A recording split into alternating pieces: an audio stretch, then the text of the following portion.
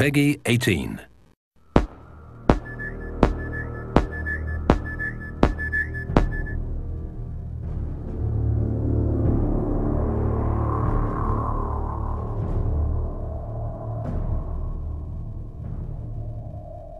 One of the exciting things about creating Aliens Colonial Marines is that it's not based on a movie, it's a sequel to a movie, a series of movies.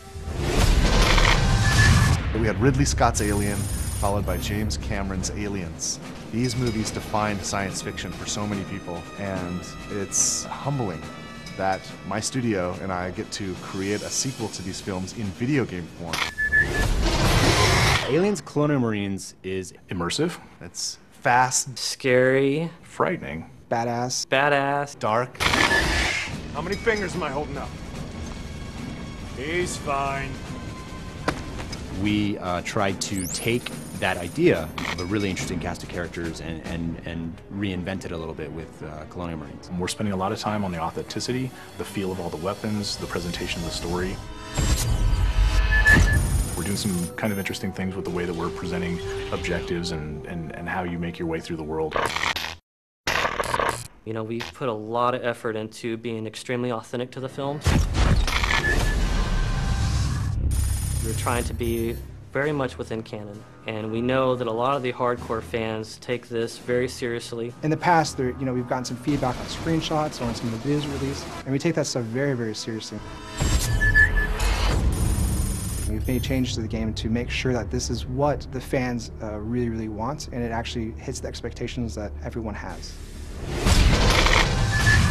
Well, for one, I think one of the similarities that you would find between Cameron's Aliens and where we are with the game is really in sort of look and feel, tone of the game. It has what you would think as if Cameron was directing himself, and at least that's our hope, is that you feel like the cinematography feels correct, you feel like the look and feel of the weapons, the way the aliens move, is something that maybe he would have done if he was directing a game like this. So we want to present something that's as compelling and detailed and beautiful and exciting as the films, but in an interactive experience.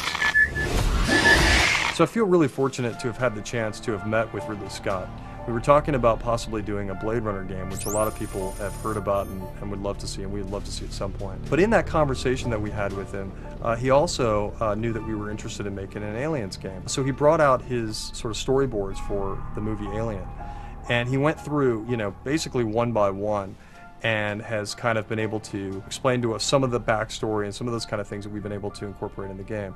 And it was just an invaluable experience to be able to meet him and kind of get a perspective on what it is to have, what he originally meant to do with some of the aliens and that kind of thing. So that was really exciting. The environments in the game are obviously based on the ones in the movie. It takes place after the events of Aliens, the movie. So you're going to see 17 weeks of change. You're going to see what happened when the atmospheric processor exploded. You're going to see what the surviving aliens have done to the planet. You're going to see what Weyland-Yutani has done to the planet. You're going to see what Weyland-Yutani has done to the derelict. You're definitely going to see what happened in the 17 weeks since the events in Aliens, the film. If you enjoyed the films, you'll get double satisfaction from it because of all the connections that stays true to the canon. It's got a very strong story, it's got great action, it's got an interesting enemy, it's got interesting environments, it'll make you shit your pants from time to time. The Aliens universe is just cool. You're Aliens Marines and you've got this badass arsenal, awesome armor and gear, and you get to go kick ass. We're Aliens fans, and we've taken the risk to tell the story of what happens next. These aliens are gnarly. Like, Colonial Marines are badasses. They can handle anything, right? Except for this.